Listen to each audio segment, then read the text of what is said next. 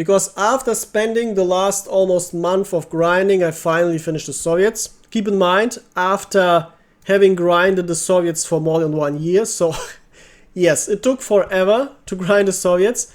And yes, surprisingly, on high BR, if you never played Soviets, you won't believe what you're gonna get, so hold tight to your seats because the Soviet buys may blow you away. Looking at the tech tree, looking at the last unlocks, you see that they get insane stuff. First of all, their standard rifle, AVT-40. Yes, it compared to the German FG-42, it looks worse, but everything looks worse because the FG-42 is the best weapon in the game. So, but compare it to anything the Japanese get, yep, it's worlds ahead.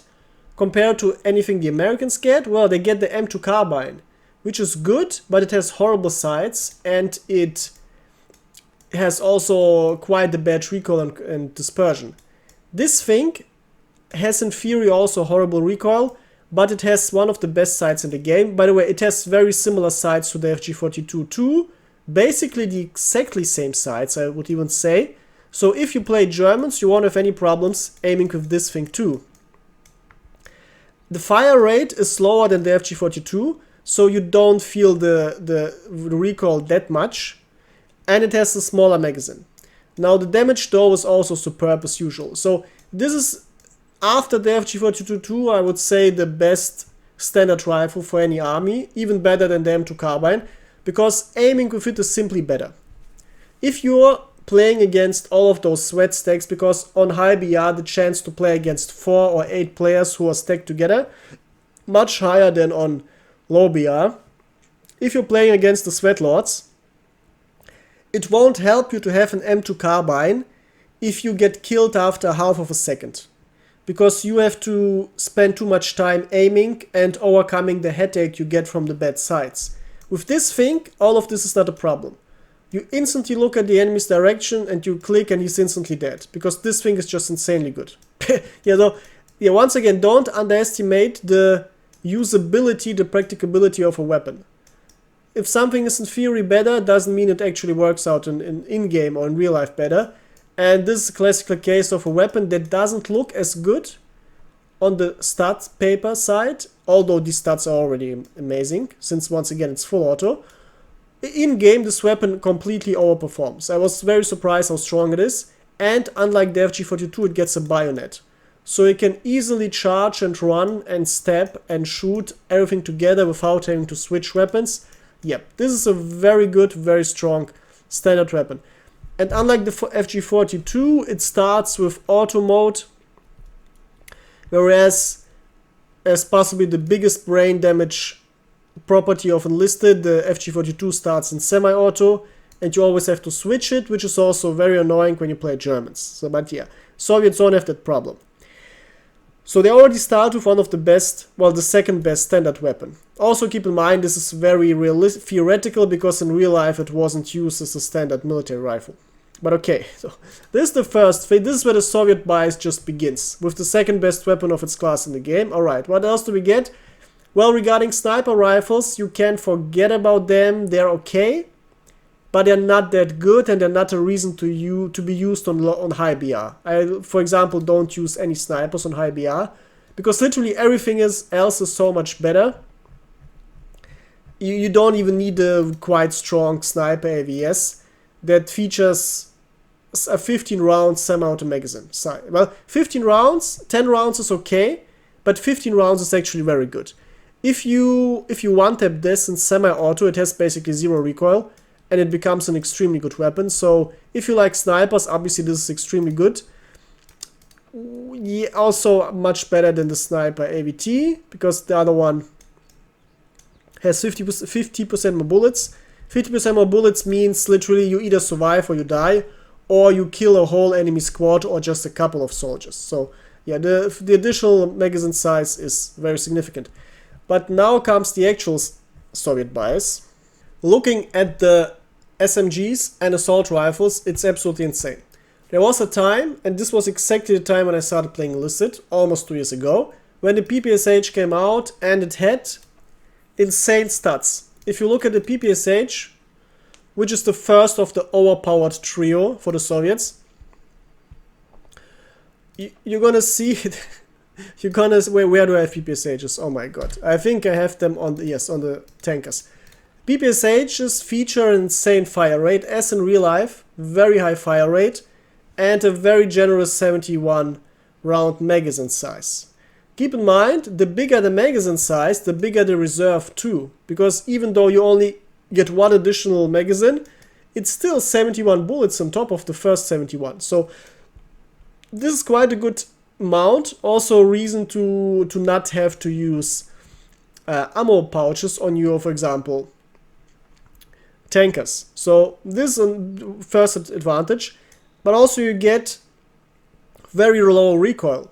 So you can actually spray this weapon very effectively. And keep in mind, once again, if you use assault of force, you're gonna have minus 50 recoil, vertical recoil. So you basically have an effective vertical recoil of 10 on your PPSH. Well, not on your tankers obviously, because you're gonna have other perks, but on your assaulters, if you use them, extremely low recoil, basically nothing. So yeah, extremely strong weapon, one of the best, possibly the best weapon on short range in the game for assaulters. Absolutely overpowered, absolutely strong and very fun to use. Not that strong on mid and long range, but still not bad. But this weapon that would be already called one of the absolutely best weapons in the game isn't even in the top 2 for the Soviets, because here's where the insanity starts. After unlocking first the PPD 40, which is basically a slow PPSH 41. If slow means it's still fast, but yeah, it's slower. You get a PPSH, and after unlocking that, and it's absolutely worth grinding past the PPSH, you get the World War I Fedorov Avtomat. Yes, the Fedorov Avtomat survived World War I production and communist revolution with a couple thousand rifles, and Gaijin decided to put this weapon as a standard weapon for the Soviet army, for reasons no one knows and understands, but it is in the game and it has insane stats, unlike in real life, where it was so unreliable that it wasn't used. It was only used when the Soviets literally had to quickly find some weapons to give their soldiers on the front lines. So, how does it work? Very simple. This is where the Soviet bias begins, and the Soviet bias train never stops, so get ready for a long ride. Fedorov Avtomat, assault rifle, 600 bullets per minute. In game, though, it feels even faster, because I would actually have said it's around 700 to 800. I'm surprised to see it's only 600. So yeah, fire rate definitely perfect. Extremely high damage. If you look at the STG, it only features something like 7 damage on medium distance, and looking at the primary damage, it's not even 10. So you won't be able to kill a healthy soldier no matter how close he is. But the Fedorov actually one-shots enemies who are close, and if he's a little bit injured, he easily one-shots them too, and the Germans can't even do that. So this is already a strong advantage over the STG, which is the other best assault rifle in the game. It just has insane damage. This is basically semi-auto rifle damage on an assault rifle. So this weapon mixes together the advantages of semi-auto rifles and assault rifles. It's like a complete unfair chimera of Soviet bias. Yes, this is how you can call it. Reload time is quite okay. Recoil is a little bit high for the assault rifle on the vertical side, but once again, with assault of force, you can cut it in half and you only remain with 26 bullets per minute. With the moderate fire rate, this ends up in having very low recoil in the end. So once again, easy to control, extremely high damage. Even on long distance, 200 meters, you kill everything with 2 shots. So yeah, the damage is insane. This damage is insane. If you're not playing against enemies with vitality on every soldier, you're gonna just slap everyone easily away. But here's the joke. Even if they have vitality, it doesn't matter. The only thing where it matters is on short distance, where they can actually survive one hit. But on mid-distance, they still die with 2 shots. Well, you're gonna need 2 shots anyway. And on long distance, they also die with 2 shots. So there's no escaping the Fedorov. Once the enemy sees you and starts spraying the Fedorov, and he knows how to control recoil and has his soldiers perked well, you can't survive. And this is the problem. If you're not a Soviet, you won't survive the Fedorov because it's gonna Avtomat you away. So yeah, this is insane. But wait, there's more Soviet bias train. I promised, it never stops. If you wanna grind further, you're gonna unlock the newest edition, the AS-44. Also a prototype weapon that wasn't implemented by the armies. Why was it included? Well, someone thought the Fedorov isn't strong enough because, yes, this is basically a World War II Kalashnikov, and it also looks like a World War II Kalashnikov. What does it make it so good? Well, it is basically exactly an STG.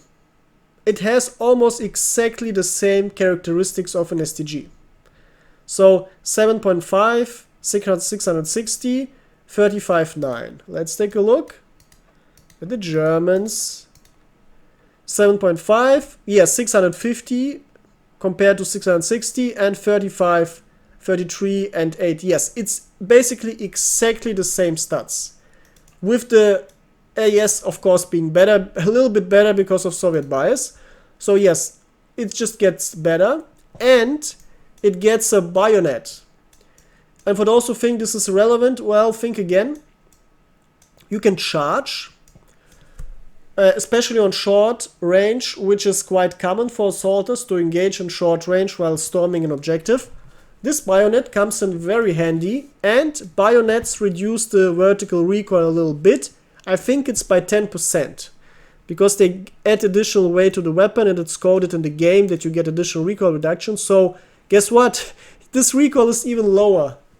Yes, it's insane. It's insane. The STG had 33, I think. Yes, guess what? Minus 10% is minus 3.5. So yeah, you basically end up in the 33 area almost as the STG. So yeah, this is insanely good. This thing is insanely good. It's like an STG with upside, with a little upside. And here's the question, which weapons are you going to play? Before the AS was added, the best decision would be to play Fedorov first and as PPSH second, because now you have a good long and mid-range weapon and a good short-range weapon, and you can switch between them both quickly during a fight, and everything's fine. Obviously, you don't want to use the PPSH as first weapon because it sucks on long range. But here's the deal. The AS is obviously better than PPSH, and the Fedorov is obviously better than PPSH too. For those who don't believe me, try it out. If you have a soldier and you play against another player with, if you have the PPSH and the enemy has Fedorovs, you're gonna suffer and cry immensely, because it's not a fair comparison. And for those who say, yeah, but you're playing against Germans anyway, yes, I'd rather play, let's put it this way, if I play against an STG, if I have a PPSH, I have the advantage on short range, but I lose on mid and long range. But if I have a Fedorov, I'm either on even foot or I have an advantage. So yeah, Fedorov is actually better than an STG. I didn't believe it myself, and then I tried it out and I was surprised how overpowered the Fedorov is. But here's the deal, what do you want to play? Among these three, yeah, we see now the PPSH is just worse than these two. But here comes the deal. Which one are you going to play first and second?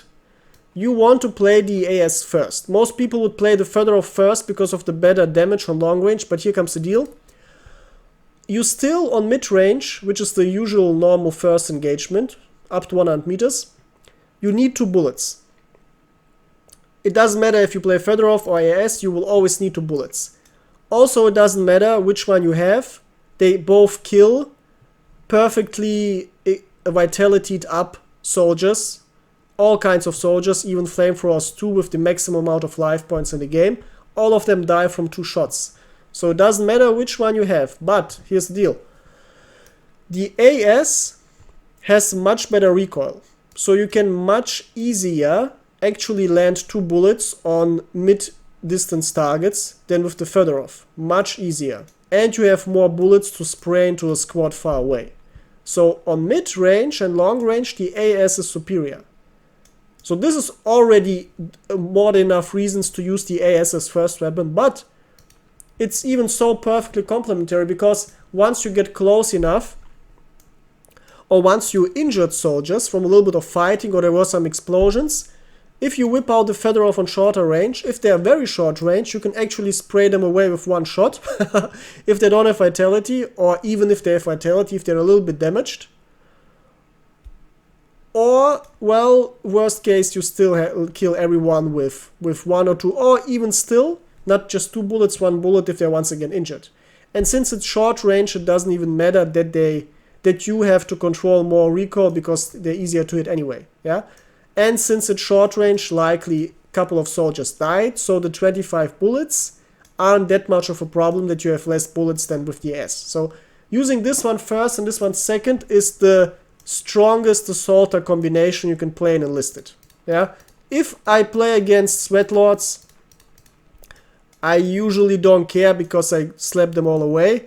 But if one of them, 1 in 100, is actually smart and plays this combination, yep, this is where it gets problematic, because this combination, even combined with bad aim, is just very strong.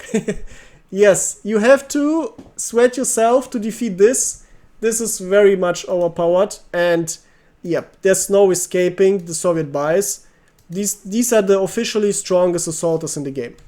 But wait, there's always more. There's even more Soviet bias, because this isn't even the best thing about the Soviets. I intentionally start with the infantry because the infantry is the main part of the Soviet bias in Enlisted.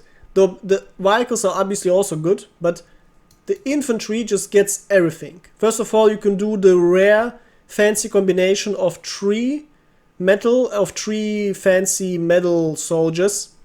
Theoretically, you can get a whole machine gunner squad only with battle pass gold order soldiers, and then you're gonna have these Lenin medals on all of your soldiers, which looks quite cool. I'm waiting for better classes for the other soldiers, for better gold order soldiers to come up, and then I'm just gonna play a whole squad for fun with these medals. But here's the thing. You absolutely, well, you can obviously deduce you absolutely want to have an assaulter squad since you're gonna get the strongest assaulters in the game. But you also want to have a machine gunner squad because you're also gonna get the strongest machine gunners in the game. Yes, why is it so? Here's the deal. This is absolutely brain dead, dummy, thick, overpowered. Now, after unlocking a bunch of horribly bad machine guns like the Maxim, which is just a pain to use on low BR, and then the DP27, which is already much better, but still, and then you get a DPM and DT whatever and DT whatever, and it took me weeks to grind through all of this bullshit. But then finally you get the jump from basically World War I, well, interwar period, early World War II, to Cold War overpowered stuff, because the RD-44 is, together with the Maxim, not real World War II weapons already. Experimental Soviet bias Fantasyland weapons, but very much worth to use, because here's the thing. You, first of all, for those who want to save time, you don't need to grind the Tokarev. You can just play 2 RDs. You literally do not need it. I only use it for fun and also to have more magazine sizes. But you literally don't need this one that much because the RD is actually better. This is officially the best machine gun in the game, and here's why. Having the RD gives you a machine gun with the perfect fire rate of 830. Anything slower would be, well, slow. But anything faster wouldn't be necessarily better because, once again, the faster you are, the higher the recoil, the faster you run out of bullets, and so on. So this is a perfect amount of bullets per minute. And combined with a very, very manageable recoil control, also you get your machine gunner 3s. If it's the gold order version, sadly only machine gunner 2s, which makes me cry, but if you just play a normal machine gun, you can get machine gunner 3s, with the very generous 22 yellow, and then you give them the great combination of horizontal recoil control and a little bit of vertical, and then you have basically, well, very, very highly reduced recoil. And there's also even the advantage of, if you only play this one, you can just put all of your recoil control into vertical, because you need the horizontal only for the Tokarev.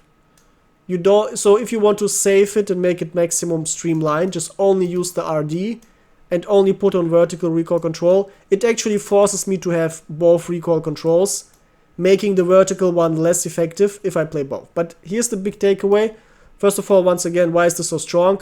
Insane, very good fire rate, very good recoil, and very good damage. It isn't the normal machine gun damage that you can see here.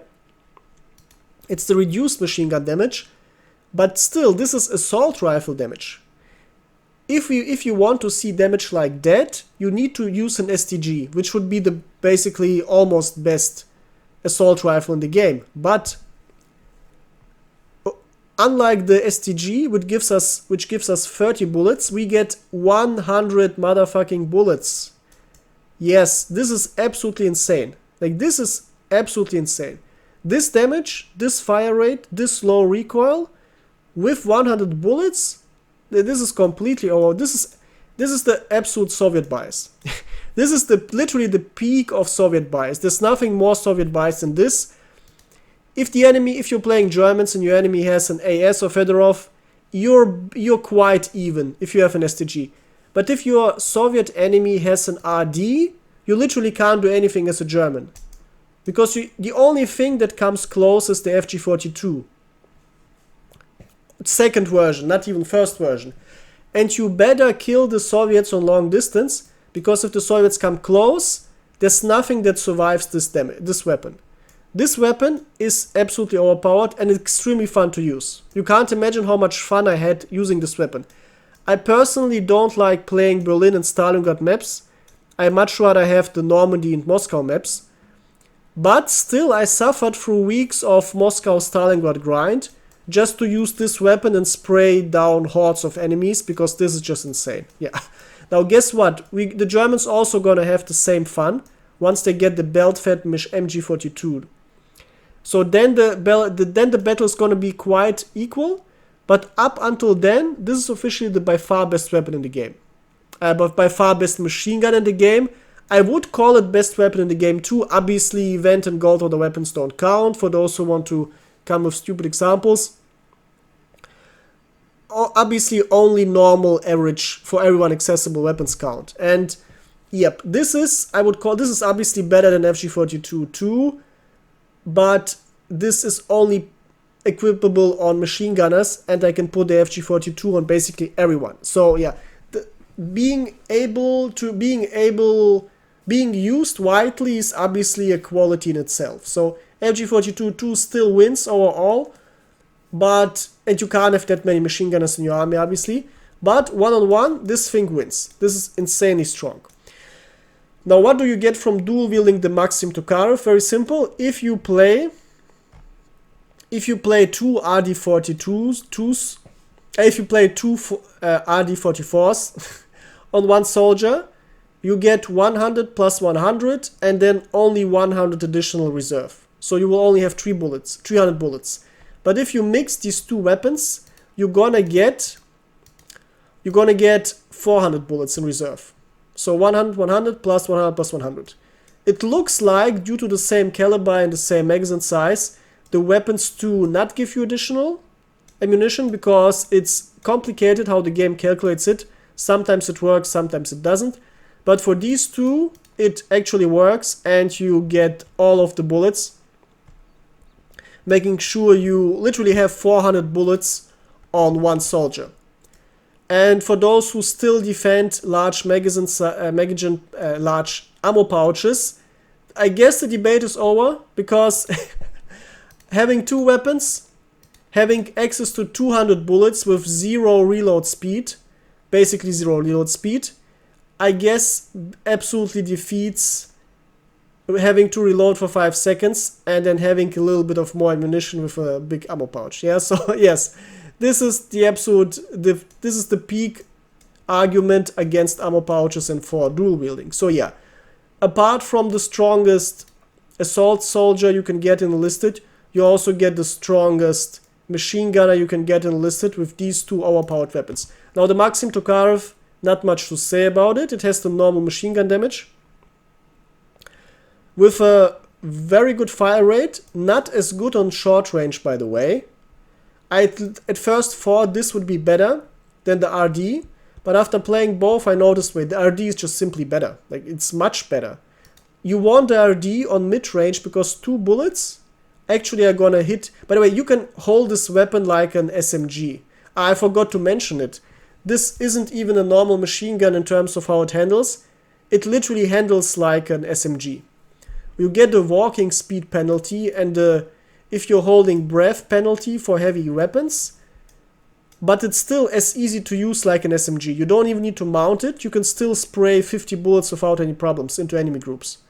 This is completely insane. This though behaves like a normal machine gun because it's much slower when you shoot it, because you actually have to take breaks after every 5 bullets, because otherwise the horizontal recoil is gonna make you miss all of your shots. So yeah, this is the more balanced weapon.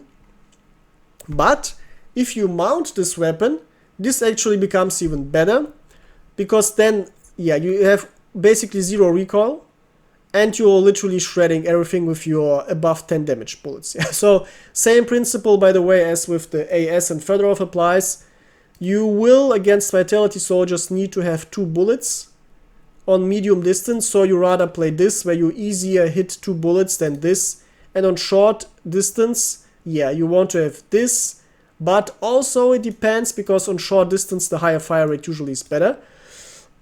And 830 feels much faster than 660. It's around 30% higher fire rate, and you absolutely feel the difference.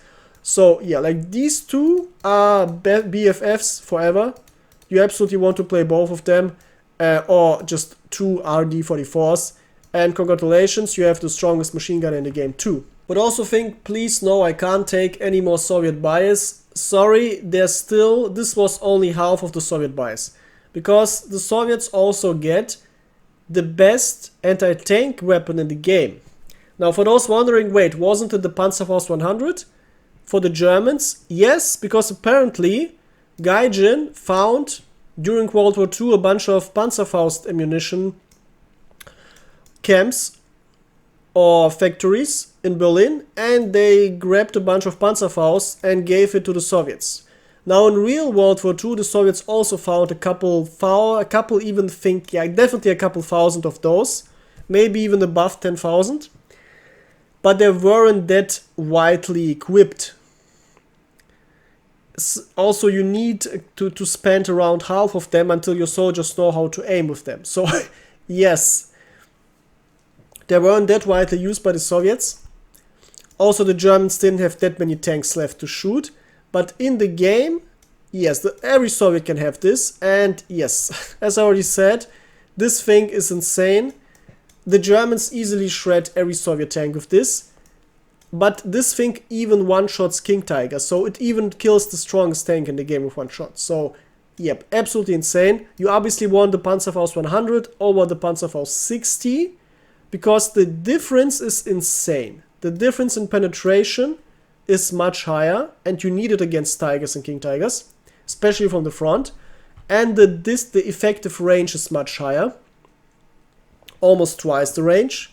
Actually more, because this one flies in an extreme arc, this one flies much flatter, and you can actually use this to aim much further much further in the distance than this one. So yeah, absolutely make sure you get access to the Panzerfaust 100. Yeah, so you get also very good anti-tank soldiers, and you also get very good flamethrowers, obviously, also the long-range flamethrowers.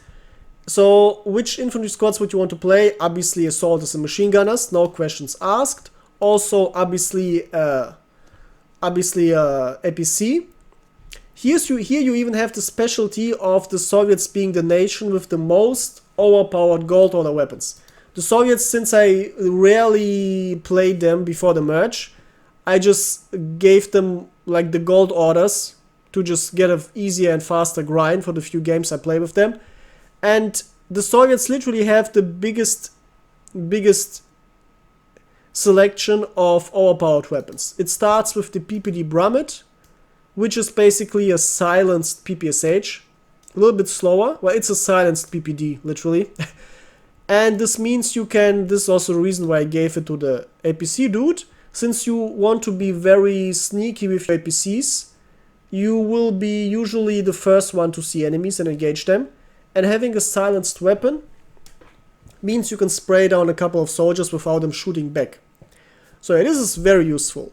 Also, you get the Spitalny, which is absolutely insane, because if you thought 71 bullets isn't enough, yep, you get 97 bullets on an SMG.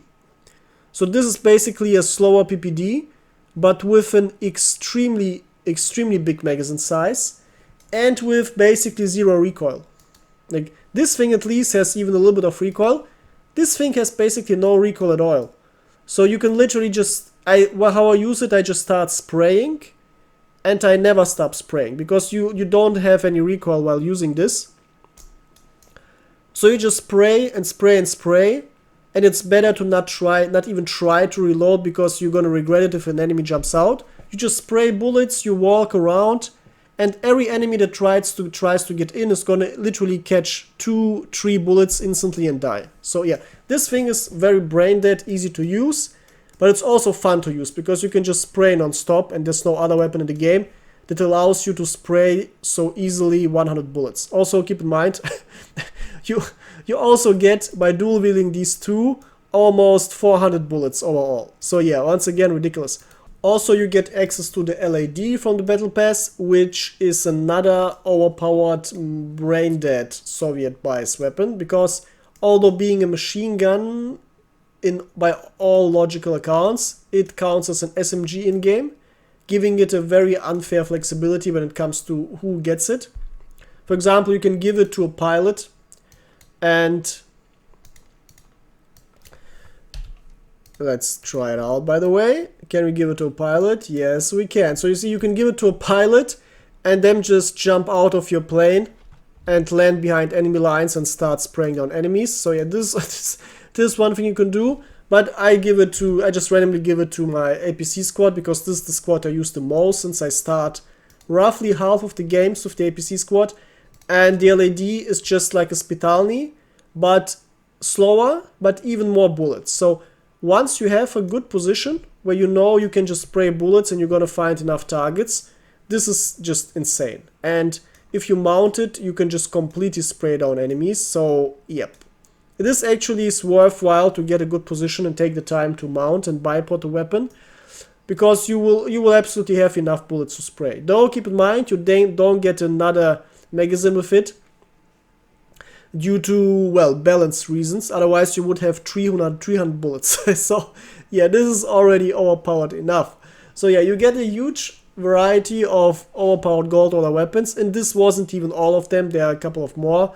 But yeah, you get an extremely good anti-tank weapon captured from from the Germans. And well, how do you want your squad compositions? Ironically enough, the same as for the Germans, because these are, if you have so much overpowered stuff, this already works wonders. Now here's one thing you could do for a 4th squad, or for a 5th squad, depending if you already have this. You could play the Rifleman quite similar to the Germans, though unlike the Germans, the AVT isn't that strong, and the Soviet grenade launcher is quite good too, but it isn't that strong. First of all, it's not as strong as the German one in itself, and B, the German tanks are stronger than the Russian tanks, so the targets are tougher to blow up. So this isn't that good in terms of how effective it's going to be. And it's extremely annoying to use, because you have to reload after every single shot. When I first noticed that, I thought, oh, that's good, because you have perfect flexibility to just shoot single soldiers after your shots. But after thinking that for 10 seconds, I noticed, wait, this sucks. You constantly have to click to reload. And since the soldier doesn't reload automatically, you always miss a little bit of time if you do it manually. So, and it's stressful to constantly think about it and do it. And the more you overtax your brain, the less effective you're going to be overall. So this weapon is just fucking annoying to use. I personally absolutely hate it. And I only use it because I need to use a couple of those. I'd rather just have more AVTs usually. Also, yep, I don't even know why I had so many of them here equipped. I'd rather have more AVTs, yeah. So I won't even use this Rifleman Squad later. Because I'd rather, well, obviously, of course, you can use multiple squads of the same. Like Sweatlords, I noticed most of the Sweatlords who want to just get easy wins, they play 3 or 4 Soviet assaulter squads, because this is literally the easiest way to play Enlisted. If the Sweatlords actually know how to play, they're gonna play these instead, because they are stronger, but they require at least some skill in terms of how to handle and control the recoil. So most Sweatlords are too bad for that. And by the way, the optimal combination would be to have 2 of those and 1 of these. Because overall this is better, but in some situations this is better. Also, if you have enemies with if you have high skilled enemies who are very fast with high reaction times, you rather have the faster operating assault rifles than the machine guns. The machine guns are better against normal players. Against the top 0.1% of players, you need fast shooting weapons. This is once again what makes the FG42-2 the best weapon in the game. It has the extremely fast reaction rate, so it gives you an edge against all types of players, no matter how good their equipment is. Whereas weapons like these don't give you that edge. But, well, if you want to have fun, obviously, what I also show here, I only use every single squad once. So, what squad could you use instead? Here's some very spicy take. You can use Mortarman squads. For those who think, what the fuck? Yes, here's the trick. If you use the last mortar, that Gaijin forces you to grind, sadly. Well, it doesn't force you, it's literally the last unlock, but yeah, it's still something you need to grind. For very much XP, you get a very big mortar with 80 millimeters or 8 centimeter caliber. This thing doesn't have that much penetration, but it hits the enemy from the top. So it gets basically the maximum amount of splash damage to kill infantry, but it also hits enemy tanks from the top.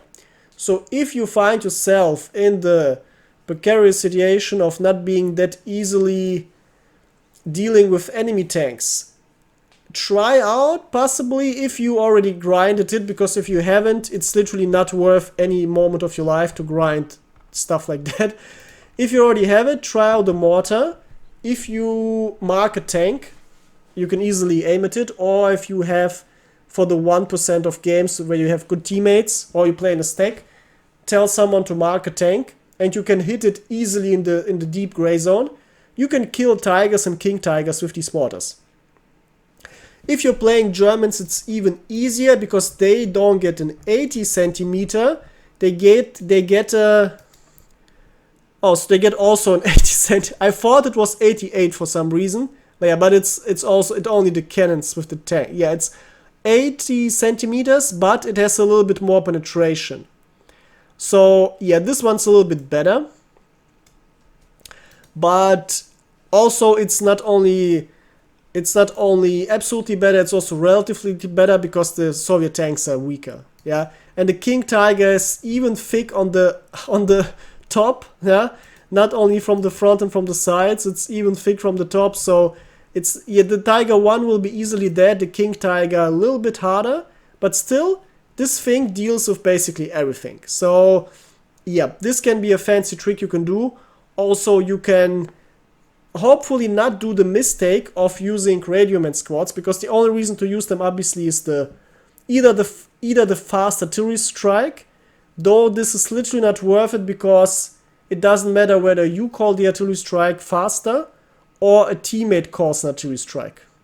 Because the having a radio man squad doesn't increase the amount of artillery strikes your team is going to get. So it's basically cannibalizing artillery strikes from your teammates at the cost of having a very bad squad in your lineup. So that's not worth it. Or you play the bomber raids from the radio squad, which can be useful on low BR, because they are the same bomber raids as on high BR, but the anti-air capabilities are worse. So you can actually get something very strong overpowered. If you pull it off to make it work, it can be worthwhile. It's absolutely not worthwhile in high BR, because as already explained, the planes are very strong and they easily shred all 5 bombers in a couple of seconds. So that's not worth it. The mortarmen are actually worth it, unlike on low BR, where the mortars are so weak they're just a trap. So yeah, for the Germans also, what I didn't say, if you want to have fun, you can actually play in a sniper squad, because the sniper squads are quite good with the German equipment. Having 3 of these can actually deal with quite a huge amount of enemies. So yeah, this would be the fun composition for the Germans, also the Mortar Squad. What you could also do for the Soviets is giving them an anti-tank gunner squads, because unlike the Germans, who can easily deal with all the enemy tanks with their own tanks and their own planes, the Soviets might get into trouble. Why, I'm going to explain in the end of the video when we talk about the vehicles, but you absolutely rely on your Panzerfausts as a Soviet, and this is a reason to play an anti-tank gunner squad, which not only gives you 3 Panzerfausts, but also an anti-tank gun that you can build and blow up those King Tigers, because the anti-tank guns are even working against King Tigers if you find a good position to shoot. And for the end, we're going to take a look at the vehicles for the Soviets. Now here is the only part where the Soviet bias ends a little bit, because now you're not strictly superior in all regards to your enemies. Now you're just on roughly equal terms. First of all, what about the tanks? On high BR, you get the famous IS tank line. Now Stalin was very happy to name the tanks after him, after noticing how the Germans, who faced the Soviet KV tank line and were overwhelmed by their thick armor, or who faced the hordes of T-34s and were overwhelmed by their, well, multitude, the Germans started using heavy, medium heavy and very heavy tanks. And now the Soviets were on the back foot. And for that purpose, they started using the IS tanks as multi-purpose tanks. And it took me a while to grind them, because once again, Gaijin is very, very grind hungry. But then I noticed the following: these IS tanks aren't even that good. Here's the thing, obviously they're better than the previous stuff. And it's absolutely worth it to grind your IS-1 tank, because that one is much better than everything you get before. Though, there's also a shortcut, because you can, similar to the Tiger 1 tank, you can also get an IS-1 tank in the battle pass with a gold order that you can see here with a free skin. So yeah, that's already quite worth it. Also, once again, check the squad whether you already have it or not. But the IS-1 compared to the Tiger 1 is significantly worse, obviously. The Tiger has a little bit better armor, but significantly better cannon. And once again, the matchup is important. The IS-1 doesn't easily slap a Tiger 1, but it easily gets slapped back. So, yep. Also, the IS-1 can easily lose against the Panther. The Tiger doesn't easily lose against the well, it still can get taken out with a good shot from the upgraded T-34s, but overall IS-1 worse than the Tiger 1. Now what about the IS-2? Now here's the deal. If you unlock the first IS-2 tank, you see, oh, the armor isn't that much better. Alright? So the only thing that's really better is the cannon. And this cannon is insane. It's, yep, it's even longer than the Tiger cannon, at least from what it looks like. And it's also 122mm.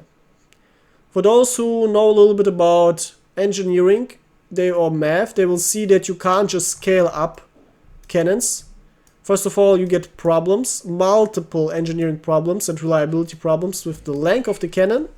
Also regarding how you include it into the turret and where you have to place your turret. Another problem is if your caliber is too high, the ammunition gets too heavy and you simply cannot reload it properly.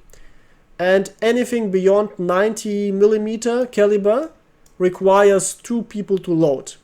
This is also the reason why the Americans stopped usually with their calibers are at 90mm, because this is the highest caliber you can still load with one soldier. This means for your IS tank you're gonna have a ridiculously long reload time, and yes, exactly that's what you get. It's more than 20 seconds. If you have everything perfectly equipped and perked up. Yes, this takes forever. This takes forever. So you have your gigantic caliber, you have your insanely good penetration, but you can shoot only a couple of shots, and you don't even have enough enough shells to actually cause too much damage. And now the question, but doesn't it kill all the tigers, especially the King Tiger, in one shot? Well, nope. Unless you hit a perfect weak spot from the front, you won't penetrate it. But the King Tiger easily penetrates you from the front.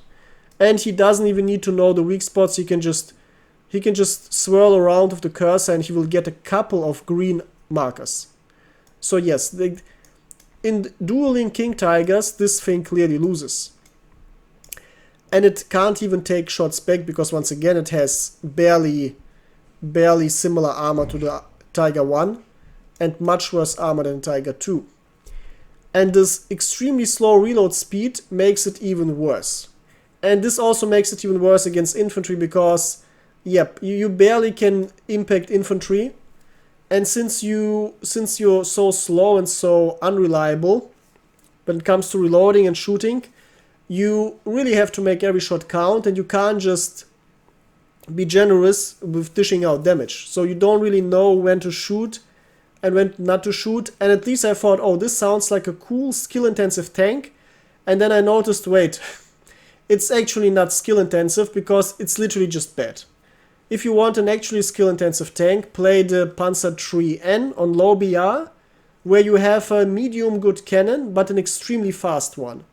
And this is actually skill because you have to aim very fast and you have to think about where you spray off all of your shots and how you create as much damage as possible before you get shot back. This is actually more skill than this slow reloading nonsense thing. So it's literally, yeah, this is the only thing that makes Soviets remotely balanced, because you actually have to do a compromise. Do you want a very strong cannon that can at least one-shot, in theory, one-shot all the German tanks, but is extremely slow? Or do you want the IS-1, which has a weaker cannon, but is very fast, and which is overall a better multi-purpose tank? So I would play this tank above the IS-2, because it's not only much more fun to use, it overall will deal more damage. And also, dueling King Tigers, against Tigers IS-2 is better, but against King Tigers it doesn't matter much. And I'd rather have a faster shooting IS-1 than as slow as IS-2. Regarding the question which one is better, the early or the late, obviously the late IS-2 version is better because it has overall better defense capabilities and less weak spots. And also very sexy heavy machine gun on top, which once again the best heavy machine gun in the game. Try it out, it's much more fun than the cannon. Also, it's absolutely needed because unlike the first IS-2, you actually can deal with infantry by just spraying them down while you take forever to reload your cannon. And for the end, we take a look at the planes. This is the only part where the Soviets are actually significantly weaker than other nations. Their planes are hopelessly worse than the American ones. And they are still significantly worse than the German ones. So when it comes to tanks, they are overall worse than the American ones. The Americans would be very jealous of having an IS-1. But the Germans don't care. They have their Tiger 1, which is better. And the Tiger 2 are obviously much better than IS-2s. But the planes, they're not even remotely comparable. And this, though, makes the grind easier for you. And here's the reason. For the longest time, when I still was in the beginning of grinding the Soviets post-merge, I used the tier 2 plane to hunt King Tigers. And this is the plane, P-40E. Ironically, Land-leased American plane, to my knowledge. Reason for that is, if you want to blow up King Tigers, you need 250 kilogram bombs. 100 kilogram bombs theoretically can kill King Tigers, but it has to land perfectly on the King Tiger, and next to it, and it has to not jump off. And Gaijin doesn't like proper physics, so bombs constantly jump around, even if you land them initially perfectly on or next to the tank. So yes, in order to make sure you actually kill a King Tiger, you need the heavy bombs. And this is the overall best plane that you can get for that purpose, because you get 1 heavy bomb, 2 medium bombs, and 6 heavy machine guns. So you can kill all the planes in the world. You can kill all the tanks, all the King Tigers in the world. You have a very good turn rate. You have an okay climb rate and an okay speed. Like, this thing is absolutely overpowered for a low BR plane. Like, this is absolutely overpowered. And the fact that you can that you can hunt the strongest tank in the game with it shows how overpowered it is. Then I noticed, by the way, fun fact, if you take away the American Land-leased planes from the Soviets, they're literally left with a bunch of nonsense. So yeah, that's the state of the Soviet air warfare. Well, after playing that plane, I decided to have some fun and played a more fun plane, and it was this one. Coming from BR3, also my beloved plane from the old Moscow campaign. This has one of the most horrible turn times in the game, and one of the most horrible slow as climb rates in the game, but it has an okay speed, and it has 6 bombs. 6 100 bombs. So 6 medium bombs. In Moscow it was absolutely overpowered. After the merge, against normal Tigers it's great, but once you play against King Tigers, you can spray all the 6 bombs at once. You can perfectly aim them on the King Tiger, but they're still gonna jump up and away from the Tiger where they landed, and yes, you're gonna cry. Though at least you have a crew of 3 soldiers, and you have here 1 machine gunner in the tail, here 1 in the back part of the cockpit, so you have enough soldiers to actually be a little fortress in the air, and you have your own machine guns that you can use to shoot down targets. So this thing overall is, it's very fun to use, very effective, and it's not as good as hunting King Tigers, but overall it creates more destruction. So this is a plane I also used, and here comes the deal. If you don't want to use this BR3 plane, if you want to use a higher plane, which one could you use? Here's the thing. First of all, there's not that much. As you can see, the technology tree regarding planes stops early, but also the planes literally aren't that good. If you play the Yak 3, you get no bombs. Alright. Once again, we are in high BR, we don't accept the lack of bombs or rockets. Okay, Yak 9T, no bombs.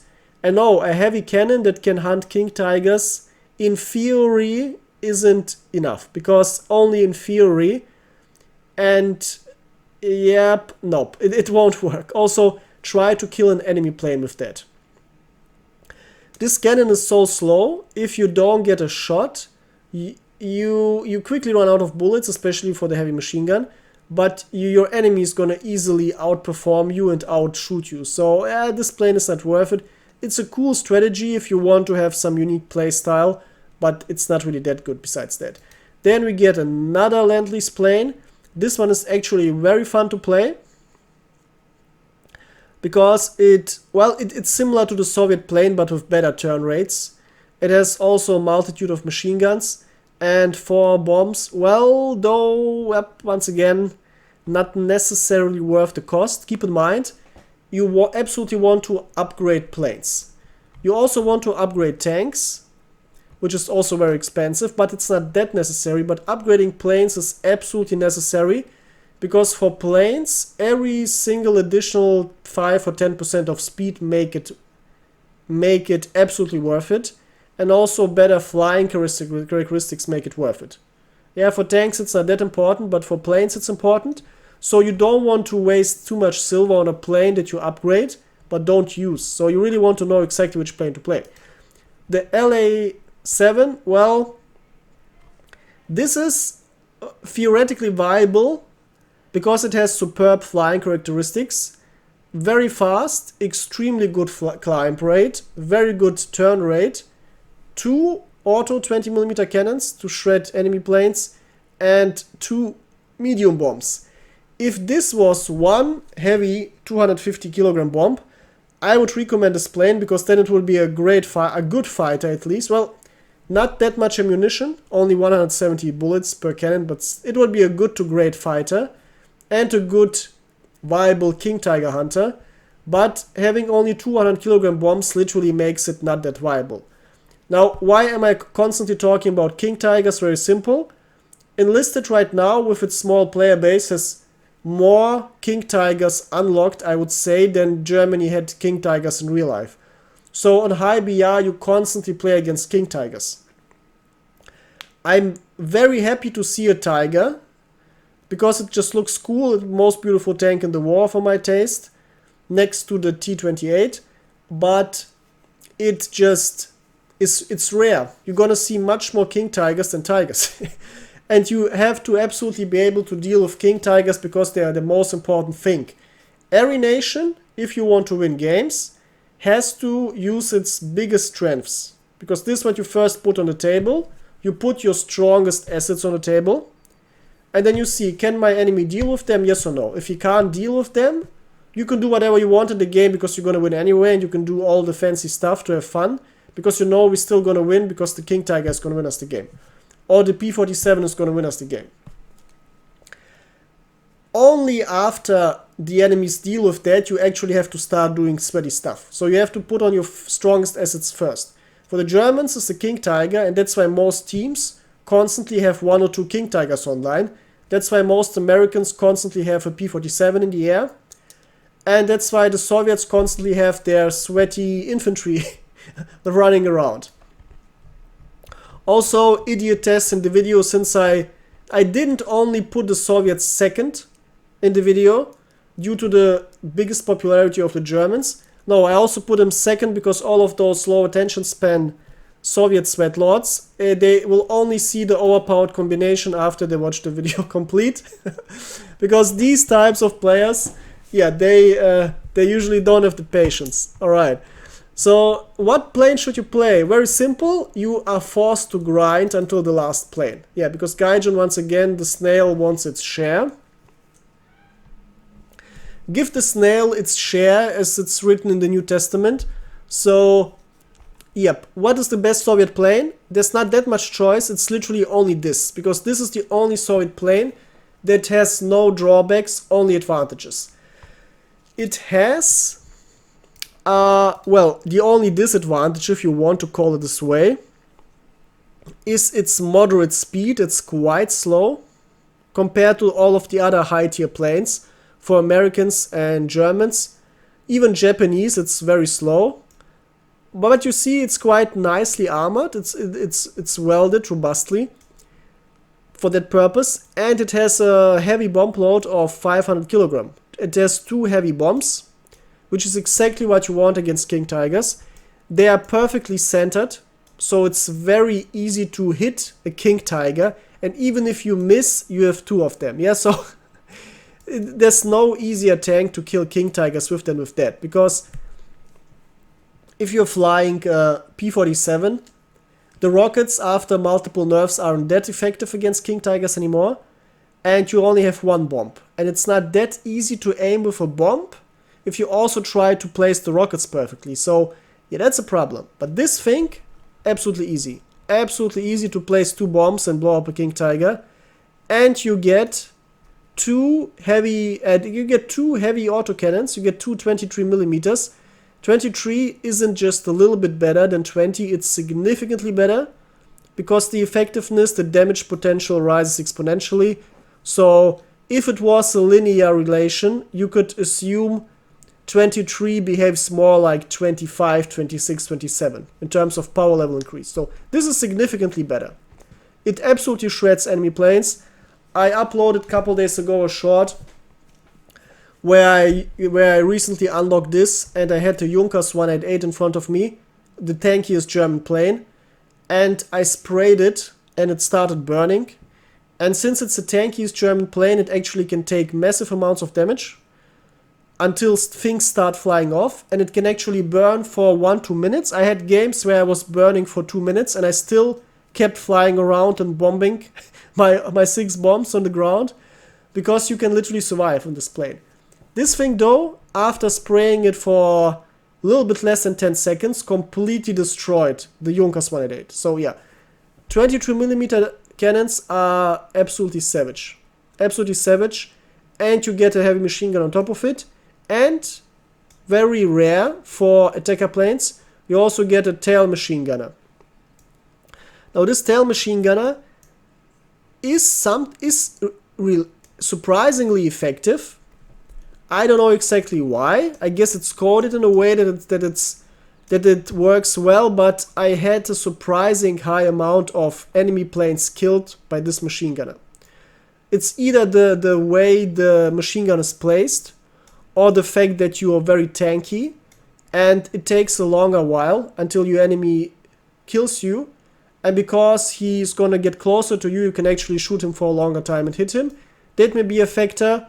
Or it was luck, because the sample size was like only 10 games. But still, this may be surprisingly very strong.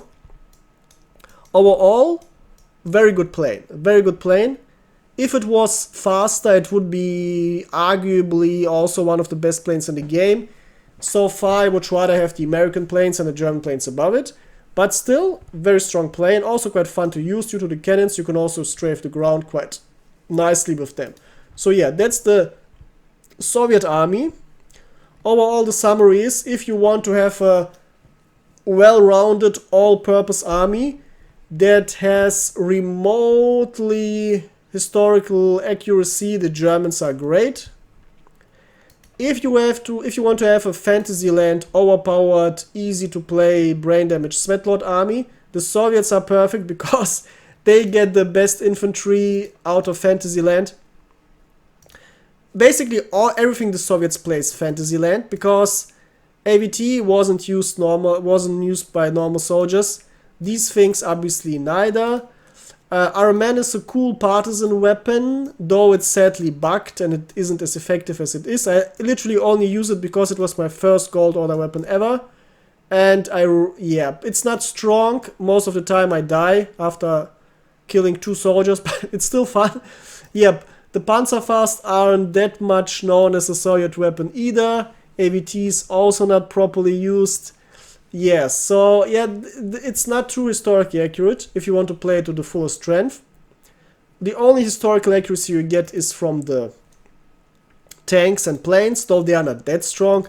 What the Soviets would need to increase the historical accuracy rate is the implementation of artillery, because the Soviets were more about artillery than about planes. Artillery is much easier to build, much easier to use, and much easier to have soldiers for, because the Soviets had many planes, but not many good pilots. And the ones they had, they were shot down quite quickly, because the Germans had much more really good pilots. So, but artillery, you literally need a nerd who's good at calculating, and yep, you're gonna have a good artillery officer. Ask Napoleon. He became a general with 23 by being extremely good at using artillery. So, and other things obviously too, but mostly that. So, yep, the Soviets need some implementation of artillery mechanics. Possibly, well, the easiest thing would be a fancy, strong artillery strike, or give them the ability to use normal artillery strikes and smoke artillery strikes separately. So that was something, because that would give them more distinct feeling and would actually depict their real life strengths, because they were the biggest thing they had weren't the masses of tanks or cannon fodder, but actually the masses of artillery. So yeah, that would be cool. Well, you can role play it by using the mortars, as I said a couple minutes ago. Pick a mortar squad and just start shelling the German tanks. Guess what? No, guess how many King Tiger players were already killed by heavy mortars? Very few. So you're likely going to be the first one who ever killed the enemy and made him rage quit by killing his gray zone King Tiger with a mortar, or with the plane, or with a hopefully very well hidden and angled IS-2. Alright? That's it. Now you know everything about how to build and partially grind your high BR German and Soviet setup. In the next episode we're gonna talk about the American high BR and the Japanese high BR setup. Let me know what you think. And make sure you like if you liked it and learned something new, and subscribe if you're new, and share this with your nerd friends, because they're gonna also be very happy about having a strong army. And in a couple of months, once the BR and matchmaking system got improved, I'm also gonna make guides about mid-BR, because currently mid-BR just sucks. It's not really worth playing. Also, it's very brain dead, and it's gonna be changed anyway soon, so not that worth it about talking. But high BR, well, quite fun. If you want to ask me what's more fun, low BR or high BR, actually low BR. Regarding gameplay, it's 50-50, because low BR has more fun bolt action fights. High BR has some cool overpowered weapons. But high BR has the distinct advantage of having much cooler vehicles. I'd rather have a King Tiger than the Panzer III. And I'd rather have a strong plane than a weak, slow plane. So yeah, if you like vehicles, high BR is great. But the best way to experience Enlisted if you play both. If you just have something on high BR, something on low BR, and you can get the best of both worlds. Also, some nations are more fun or stronger on high BR than low BR, and vice versa. So yep, by watching this series of high and low BR guides, you can deduce which ones are best for you and which ones are more fun for you. So until next time, goodbye.